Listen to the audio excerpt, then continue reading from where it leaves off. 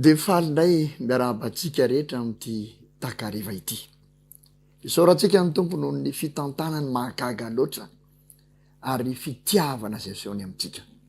Ko de manona indray ny fiadanan'ny tompo ao atokantranotsika tsiraray avy ao. Am'ty androany ity de iova kely ny fandarantsika satria de zava-maneno no etsika hiderana an'Andriamanitra. Zava-maneno. Ny lokanga zany sy ny synthétiseur irahantsika am'ireo manan-talenta sy mpanakanto am'zany.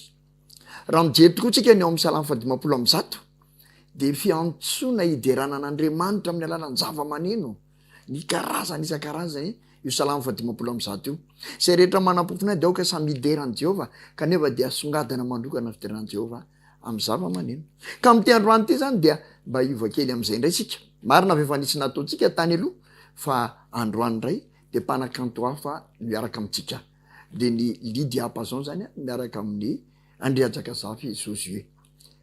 Andeha ary raisitsika amin'ny fomba manokana izy ireo ary isika menakavy de ray fo aminy amin'ny fiderana zay atolotra izy ireo. Ka mialohan'izany de andeha ovakitsika ny teny ao amin'ny Salamo.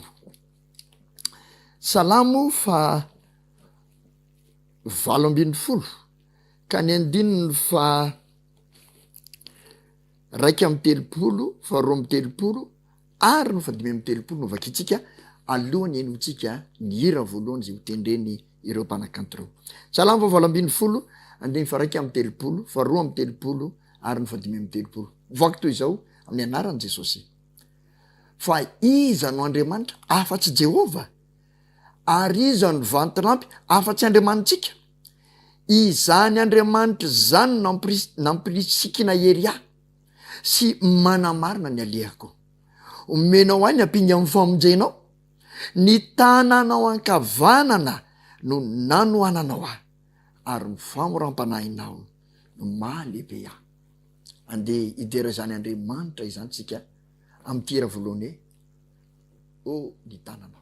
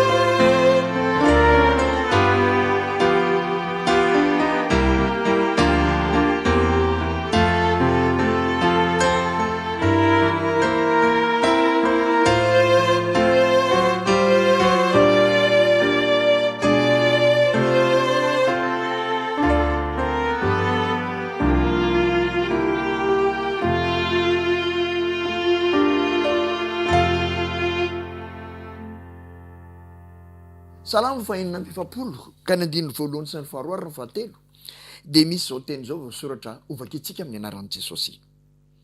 Andriamanitra no aro sy hero antsika, mpamonjy mora azo indrindra amin'ny fahoriana izy, koa izany no tsy atahorantsika. Na de ho levo na aza ny tany, na mifindra ho ao anatin'ny ranomasina aza ny tendrombohitra, na mirondrona sy misamboaravoara aza ny onjany, ka miorooro ny tendrombohitra noho ny fisafokany. Andriamanitra no aro sy hero antsika.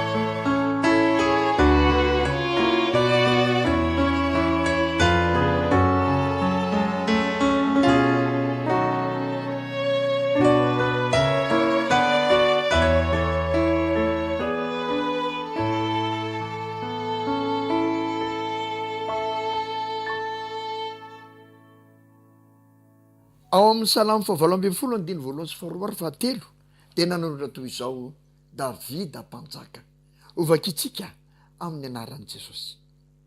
Mamiko indrindra anao Jehova, heliko ao. Jehova no aram-batiko sy batery fiarovana ho ahy ary mpamonjy ahy.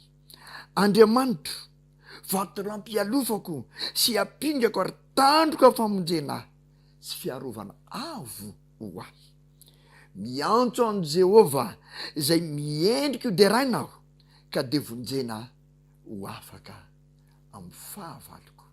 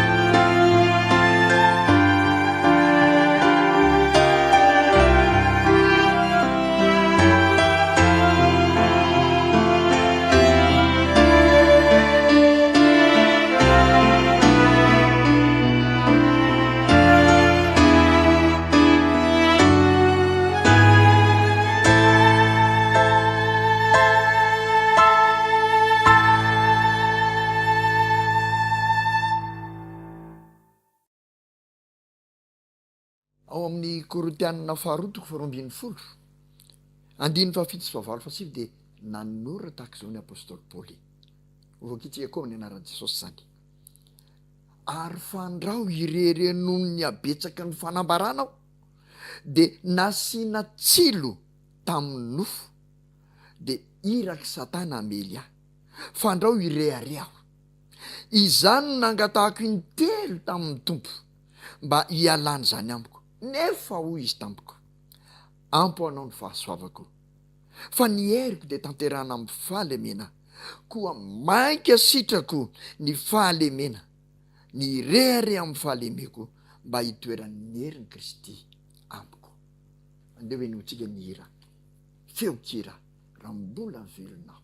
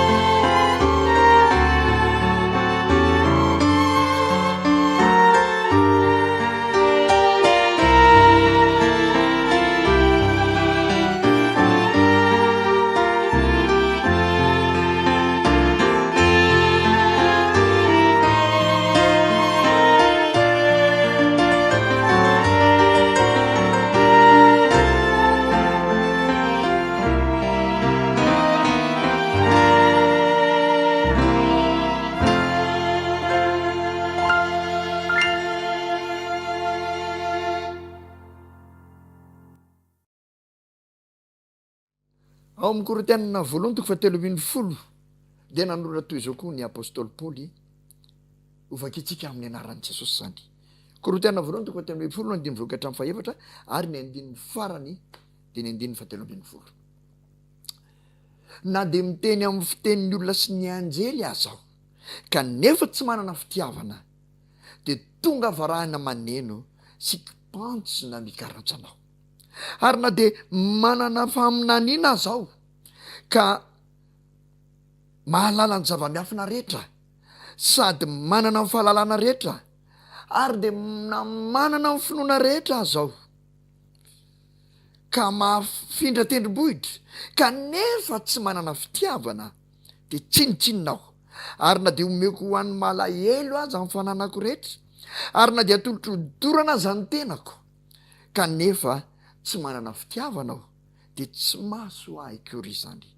Ny fitiavana marobo sady mora fanahy, ny fitiavana tsy mialina, tsy mirehare, tsy mieboebo. Ary ankehitriny dia reto telo reto ny toetra: ny finoana, ny fanantenana, ny fitiavana. Fa ny fitiavana no lehibe am'ireo. Tsy izany no ilaina andeha hoinitsika izany feonkery izany.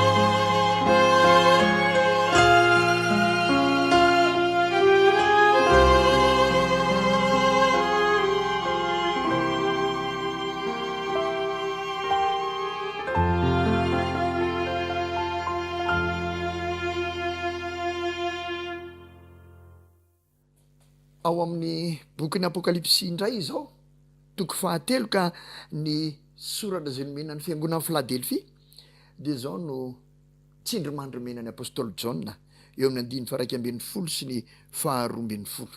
Vakitsika amin'ny anaran'i Jesosy.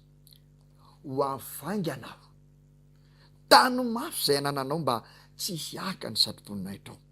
Izay maharesy dia ataoko andro eo amin'ny tempolon'Andriamanitra, ary tsy ala intsony izy, ary hosoratako eo aminy ny anaran'Andriamanitro de Jerosalema vaovao zay midina avy any amin'ny tanitra avy amin'Andriamanitra ary ilay anarako vaovao.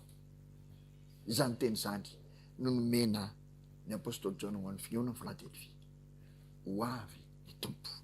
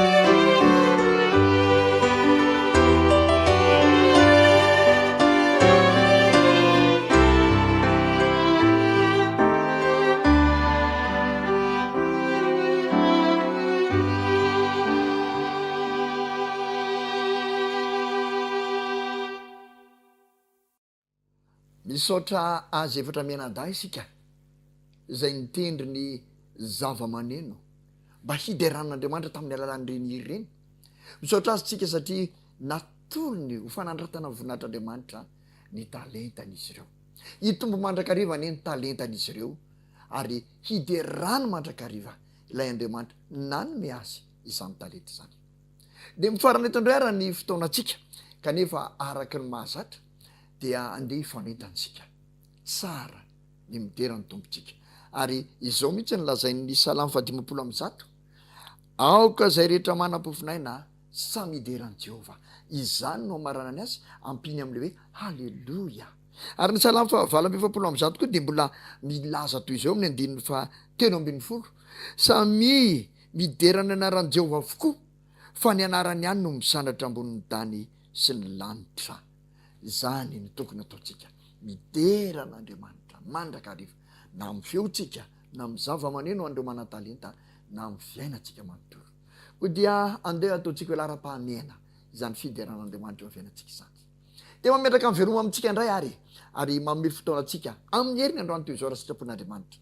Eo ny eto indray isika hideran'ny tompontsika. Veloma tompo.